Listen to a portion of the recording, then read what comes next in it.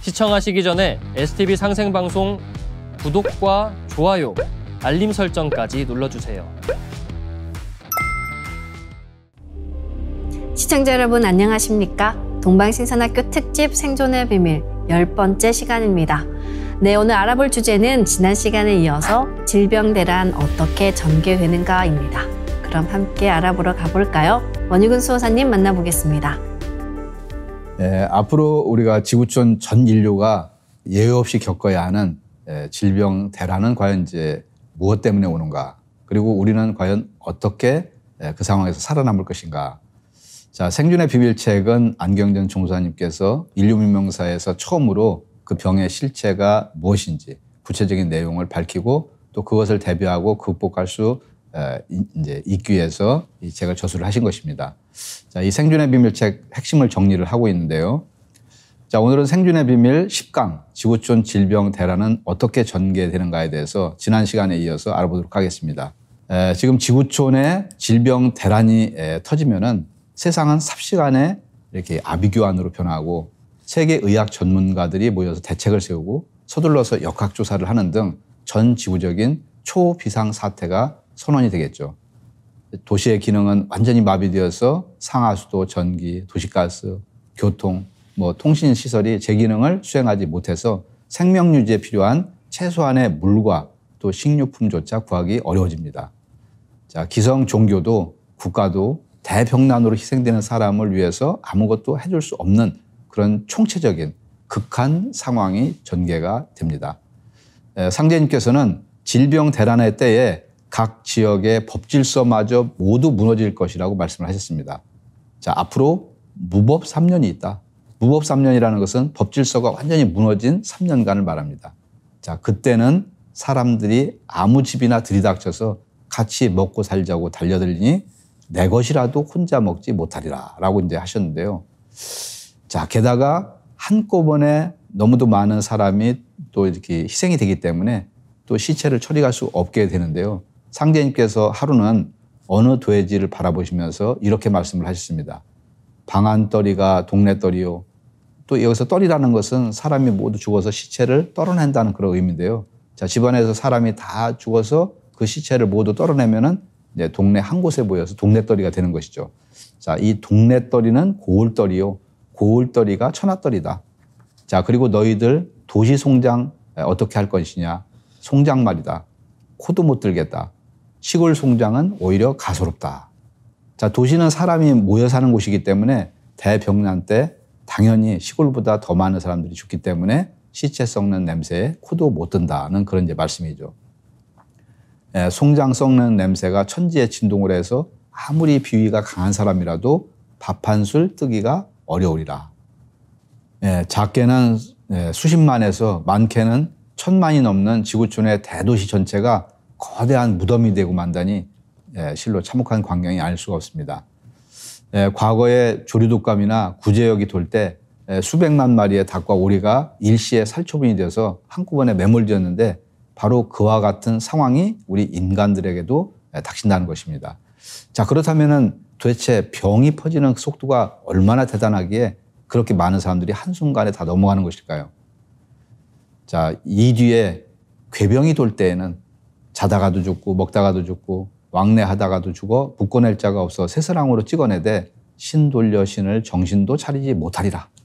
병이 여기저기서 정신없이 몰아올 때는 골치 아프다, 배 아프다 하면서 쓰러지라니.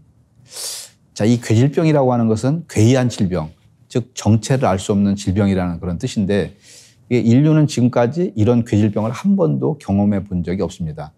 상제님의 대행자이며 종통 계승자인 태모 고수부님께서도 괴질의 형세가 워낙 빨라서 약을 지어 먹을 틈도 없을 것이요. 풀잎 끝에 이슬이 오히려 더디 떨어진다라고 경계를 하셨습니다. 마치 가을날의 차가운 서리발에 낙엽이 우수수 떨어지듯 인간이라는 이 우주의 생명나무가 가을 천지의 숙살 기온에 의해서 한순간에 쓰러져 생사가 결정되어 버린다는 그런 말씀입니다. 자, 그러면은 괴질병이 어디에서 가장 처음 시작하는지 궁금하실 것입니다. 상제님의 수종을 들던 성도들이 상제님께 괴질이 어느 나라에서 먼저 발생을 하게 되는지 여쭈었습니다. 자, 상제님께서는 구원의 도가 있는 조선, 바로 우리나라라고 말씀을 하셨습니다. 자, 왜 하필 조선일까요? 자, 그것은 상제님께서 인간으로 오셔서 구원의 법방을 내려주신 곳이 바로 동방조선이기 때문입니다. 또한 동북아 한반도는 인류 창세 문명의 발상지죠. 자, 꽃이 피었다가 떨어진 그 자리에서 열매를 맺듯이 선천 문명이 시작된 한반도에서 선천 상극의 갈등과 원한의 역사가 막을 내리고 후천 지구의 통일 문명 시대가 시작이 됩니다. 자, 종어간, 시어간, 간방에서 마치고 간방에서 시작된다는 것이 바로 자연의 이법입니다. 바로 이 때문에 조선에서 질병 대란이 일어나는 것입니다. 상제님께서는 괴질병이 어느 지역에서 어떻게 발병을 해서 확산되는지 그 경로까지 상세히 밝혀주셨는데요. 자, 이 뒤에 병겁이 군창에서 시발하면 전라북도가 어육지경이요. 광라주에서 발생하면 전라남도가 어육지경이요. 인천에서 발생하면 온 세계가 어육지경이 되리라. 자, 병겁이라는 말은 질병 대란으로 인한 겁제를 말하는데요. 자, 병겁이 군창에서 시작해서 시발초로부터 7일 동안 빙빙 돌다가 서북으로 펄쩍 뛰면은 급하기 이를 데 없으리라. 조선을 49일 동안 쓸고 외국으로 건너가서 전 세계를 3년 동안 쓸어버릴 것이니라. 자, 이것이 바로 동학의 최수은 대신사가 전한 아동방 3년 괴질 다시 개벽 상황인 것입니다.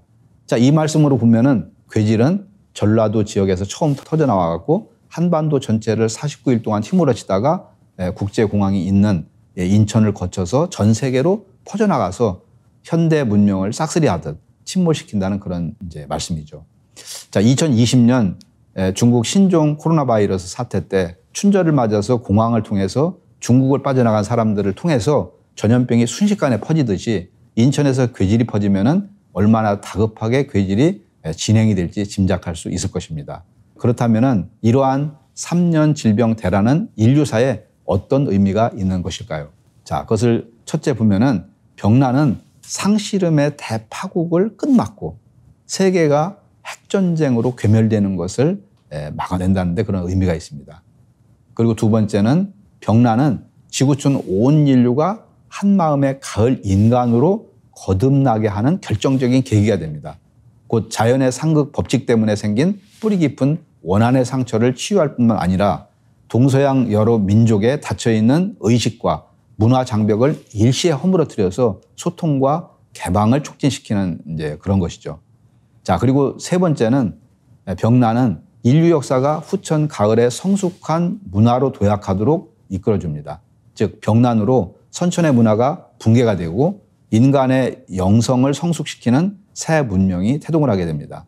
자, 그리고 네 번째는 병난은 지구촌 전 인류의 시종자를 공정하게 추려내는 정의로운 심판과 구원의 손길로 작용을 합니다.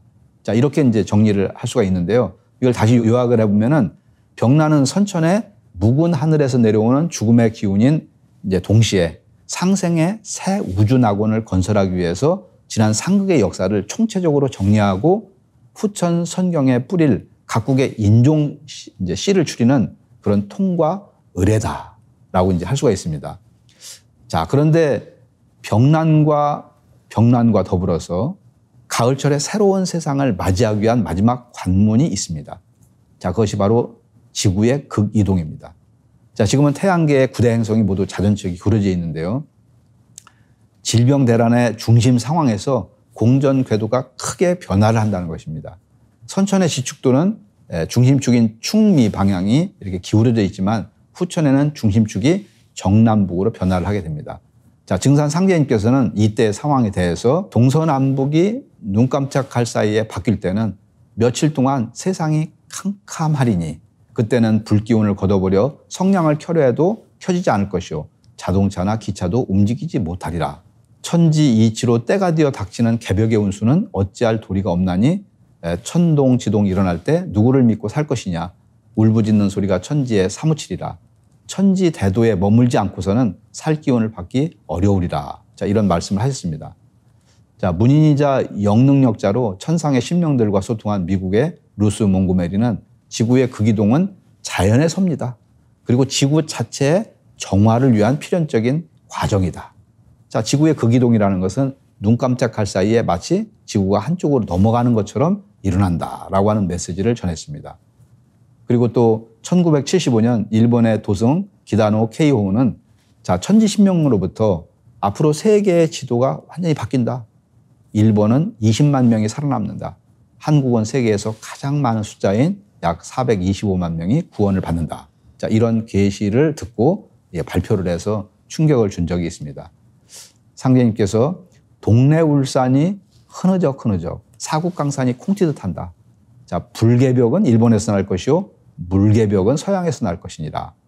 자, 결국 지축이 움직이면은 일본은 화산 폭발과 불개벽, 즉 대지진의 충격으로 국토의 대부분이 가라앉아서 국가 자체가 존폐 위기에 놓이게 된다.